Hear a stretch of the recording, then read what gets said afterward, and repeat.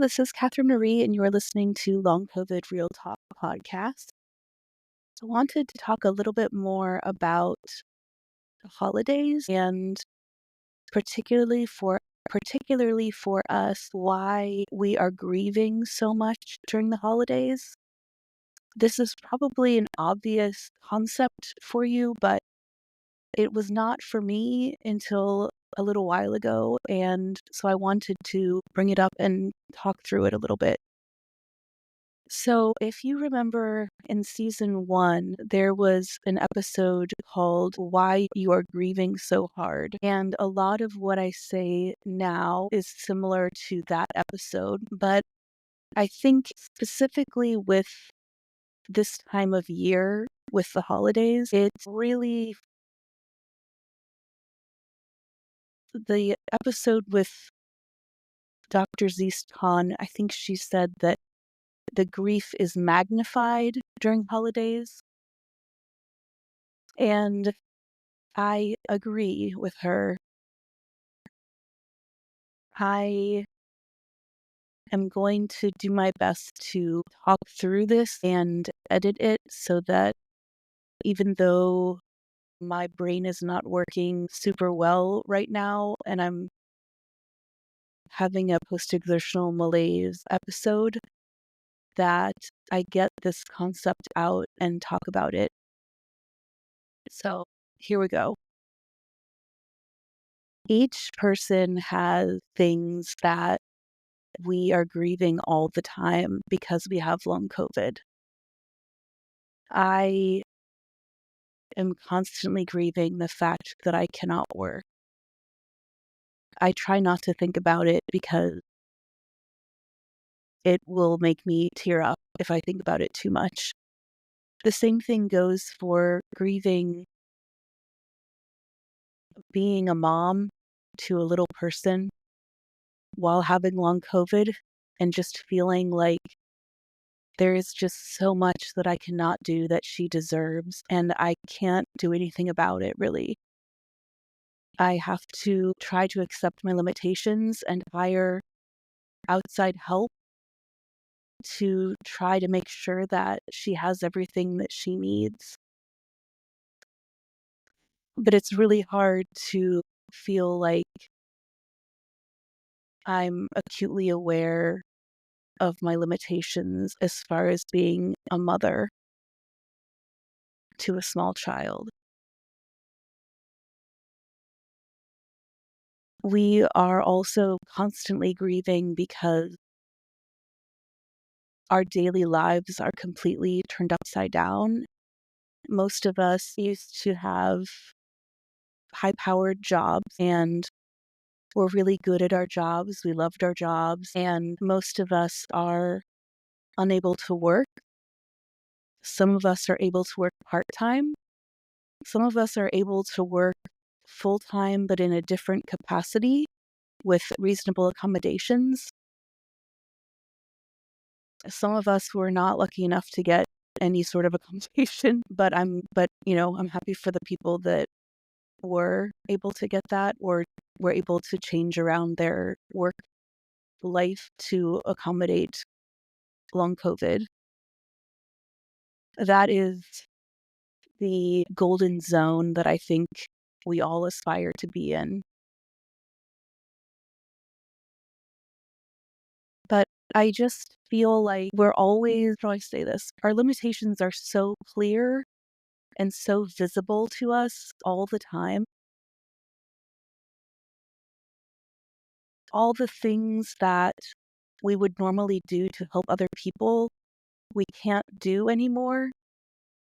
And that is one of the things that makes this season and any season with holidays or special events really difficult because we don't have the money that we used to have to buy things for the people we care about. And pretty much every big event or holiday involves some sort of gift giving. So having to figure out how to navigate that with a heck of a lot less money than we're used to having is really challenging. Also, I feel like just my own view of myself is affected because I like to think of myself as a very generous and kind, like, giving person, and it's really hard to try to figure out how to still try to be like that as much as you can with all of the significant new limitations that you have. And I'm talking about limitations on finances and resources, but also just on our ability to plan things, to buy things, to do things, to help other people, because we barely can take care of ourselves a lot of the time. We can barely get our activities of daily living or ADLs completed. There are a lot of days where I don't have the energy to brush my teeth. There are days and days and days that I will go without showering because I just don't have the energy. That reminds me, I do need to try to showers maybe before Christmas, but it's hard, and it is a huge level of grief to be so acutely aware of our limitations to do what we used to be able to enjoy doing. I still am trying to keep up with the gift giving this year, but I think this is the last year that I'll be able to do the type of gift giving that I like to do, because I'm going to have another pay cut when I officially retire. I don't know. My husband starts his new job in a few weeks, and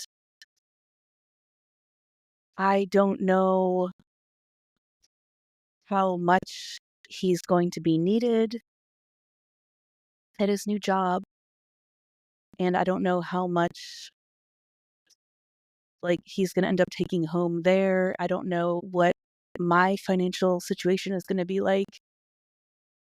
I mean, I have an idea because I've done the math, but it's just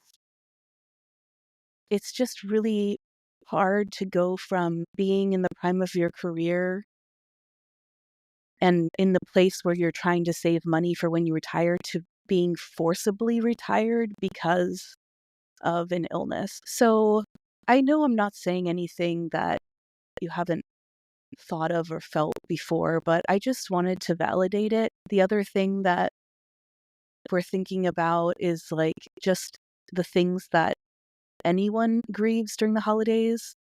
People who have passed, or you've fallen out of contact with, or fallen out of a relationship with, our beloved pets who have passed, our fur babies. And, I don't think we're going to be able to make it out east for Christmas. And it just kind of makes me wonder if this is going to be my mom's last Christmas with us. I'm not really sure. The doctors have not given her any prognosis because it's early, but these are all the things that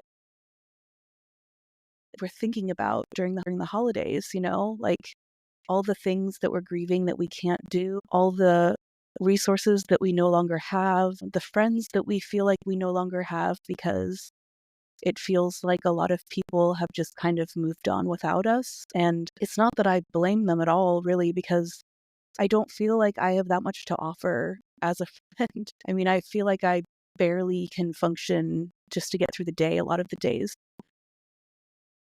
I definitely don't blame anyone for that, but it's just hard to go from a really full and vibrant life to a really small, dark, and lonely one. And my husband and I were talking about how we're very afraid to let each other down. And I think that that is a huge part of long COVID too, that we're fully acutely aware of how much we feel we're letting everyone down all the time. And even tonight, my husband and I were gonna go see a movie, and I could tell that I was just like, my arms and legs were just really, really achy and heavy, and I had this headache, and I can tell that I can't concentrate very well, and he was trying to talk to me, and I realized I wasn't able to fully comprehend what he was saying, and it was really frustrating. I realized that right now I'm having a period where I need to have earplugs in my ears and be in a dark room, and that's it, just try to get through this time when my body is so overstimulated so easily. So, um, so I just want to say that you're not alone, that you're not crazy, that you're not selfish, that anyone going through what you're going through would feel the same, that this is a truly significant grief that you're going through. And I do think it will get better, even though I was too ill to go to the movies tonight. I do think that I'm better this Christmas than I was last Christmas when I first had to stop working. So I think that it's good to have hope, but